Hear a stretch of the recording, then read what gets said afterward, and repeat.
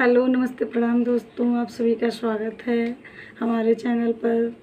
मैं मंजू गिरी अपने चैनल पर आप सभी का बहुत बहुत स्वागत करती हूँ। तो फ्रेंड, मैं आप सभी के बीच एक बहुत पुराना बहुत प्यारा कजरी गीत लेकर आई हूँ। गीत सुनना जैसा लगे कमेंट में ज़रूर बताना। अपना त गैले हरिपुर भी बाने जिया जिया के गैले न। अपना त गैले हरिपुर भी बाने जिया जिया के गैले न। एक हारिल सुगनमा जिया के गैले न।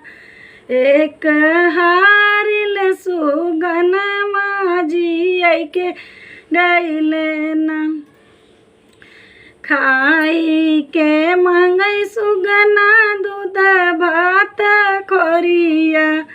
खाई के मांगै सुगना दूध भात खोरिया। घूटै के मांगैन कि घूटै के मांगैन। मोरे हरि कै गिलसिया घूटै के मांगैन। मोरे हरि कै गिलसिया घूटै के मांगैन। एसरी सी लागै सुगना पटकी मुआउतौ कि मोहिया लागैन। एसरी सी लागै सुगना पटकी मुआउतौ कि मोहिया लागैन। मोरे हरि कै सुगनवा कि मोहिया लागैन। मोरे हरि कै सुगनवा कि मोहिया लागैन। अपना त गैले हरिपुर भी बाने जिया जिया के गैले न।